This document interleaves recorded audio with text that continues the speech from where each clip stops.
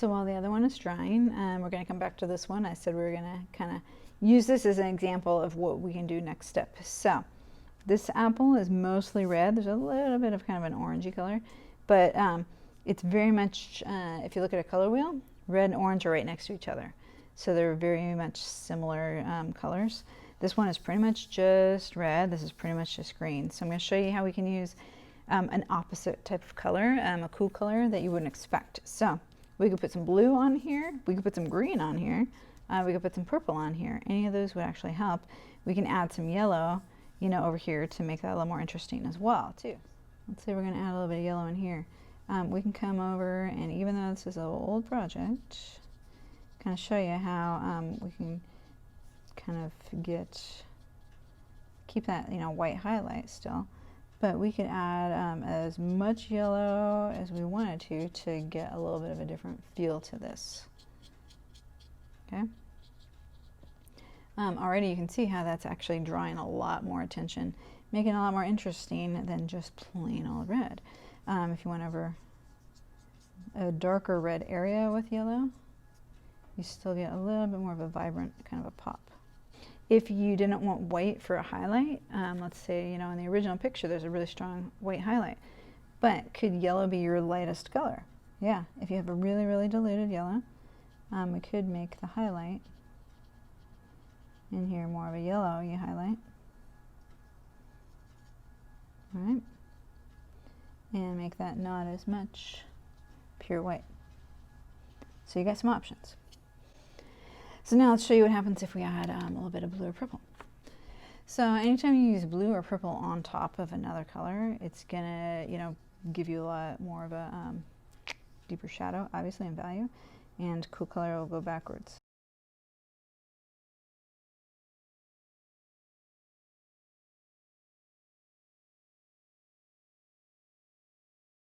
As you start looking at this object, and you can see now all of a sudden this shadow looks like it pushed back. This apple just jumps forward this edge, right? And do the same thing in here, because remember, this part of the apple is kind of going in, and if we want that to really like give us a defined edge, that this part is going backwards.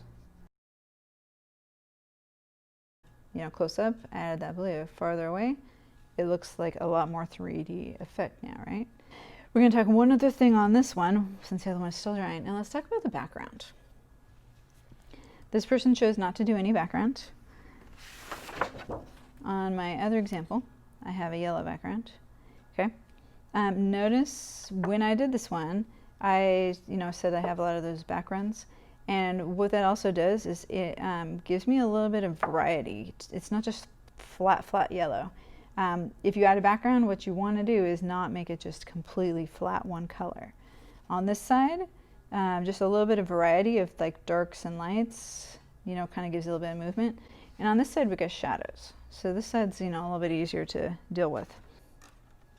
Background, you're going to go back to your wet on wet technique. Okay. I'm going to come right up to my edges. Okay. The other thing that I can do is I can make it more wet in some areas and less wet in another area. So what would happen then is that the color would spread and dilute more where it's wet. I don't know if you guys saw that, like what I just did. One little tip, what happens is as I dump my brush, I do this and I kind of wipe it off. So on the edge, I have all the green that I was just using on the other painting. And so as I went here, I went, whoosh. I know it's off camera, but I, you know, kind of dried, I took off some of the water on the edge and it hit the green paint area. And so then I ended up with green, and I actually ended up with green on some of this. What's going to be a good background color? I'm not going to pick red. I'm not going to pick green. I'm not going to pick, you know, brown, any of those kind of colors that, you know, you're doing. So you can see on the other one, yellow works just fine, okay? So if I wanted to come in here with like a yellowy kind of a look for the background and make it, you know, kind of pop against the red and just kind of be there, I can definitely drop in some yellow for sure, right? If I wasn't gonna use green on this, so say on this project, like there's only a minimal amount of green, could I use green for background? Definitely. What are some other choices?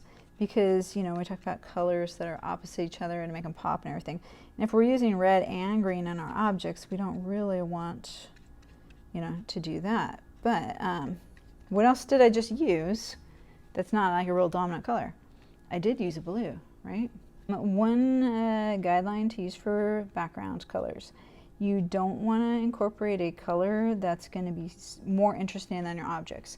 So I wouldn't really want to use like neon pink. I don't want to incorporate a color that's going to grab attention away from my objects. Okay?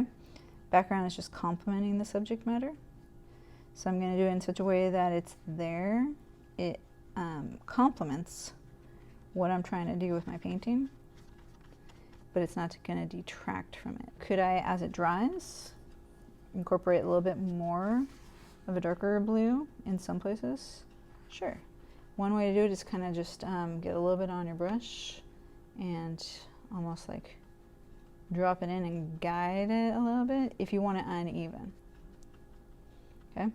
You don't want to leave it too blotchy, but as long as your paper is wet, see how that's kind of like spreading out. Okay? One other thing you can do is on backgrounds, sometimes you start with a darker value and let it fade away, or vice versa. For these kind of projects, it's a little easier to start with a darker edge. You get the general idea. We talked about it in the last project. You don't want your background to be hugging your objects so much. So you don't want, just kind of exaggerate it, you don't want this where it looks like you have a dark outline. Okay, that dark color has to get incorporated. Yeah, it's got some movement. You would obviously not do blue and yellow, but if you wanted to incorporate blue and yellow together, you could. Okay, all right, let's talk about shadows. If I look at the original, there's definitely shadows here. Okay, is it okay to exaggerate your shadows and make them a little bit more, you know, of a specific shape? Sure. You can exaggerate your shadows a little bit. We've made this definitely a more interesting painting than it started. So what I did here, I would definitely do the same thing to this one, you know, whether it's blue or purple or, you know, once you start adding in a little bit more of a darker value, but also a different color, a more unexpected color. You don't expect purple. It can be real subtle. You gotta be interpreting. You gotta try and make things look a little bit more unique. Okay. So as we're going through this, we gotta kind of think about how we can make this a more interesting version of that apple.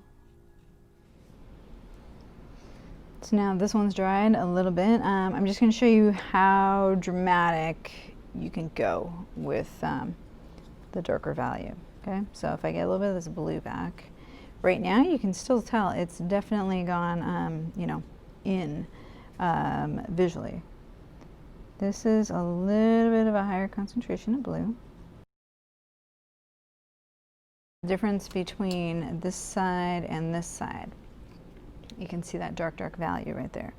Okay, same thing. If I go down here, if I wanted to make this distinction between these two a little bit more dramatic, I can definitely come in here with a little bit of a darker value. Okay, you don't want your apple looking blue, because I said you could use, you know, whatever colors you wanted to, as long as they were apple-y color, right? So as I kind of come in here, blue is believable as a shadow, for sure. Just that little bit that we did even makes this front part pop even more than what we saw previously, right? Same thing if I go one step further. Okay, that making it look 3D on the inside, big difference. As they kind of go farther away, there's less detail. We're not really paying attention to them quite so much, but especially to kind of, you know, get that structure. Obviously, you would match things up, but this gives you a kind of, you know, good example of how you're going to layer You can have red, but you can have some yellow with the red to make it a little more complex, and then have a cool color like a blue or purple over it. What if I went so far that it's like, you know what, I need a little bit more of my red back? What if this apple got a little too blue or a little too purpley? Okay, I can come back and make this a little bit more red. So if that got a little too much blue for me, I come back. The blue is still visible. It's still making a nice dark shadow, right? So I'm getting that cool color effect. But if it was getting a little too yellowy, a little too blue for my comfort, then I can still come up here. Oh, lost my lights. I can come up here and I can brush a little bit of red back over it. So if I got a little too blue, I can do a little bit more red. I'm kind of starting to get to the point where the paper's only going to handle so much. But, you know, same thing. If this yellow, you want to tone it down, if you add a little bit of red to it, it'll turn into an orange instead. Okay, you might like that better. So I think you get the idea on this project, what all we can do with it. We have a few different techniques and things going on. Obviously you'd have a similar background, but I think you got the idea.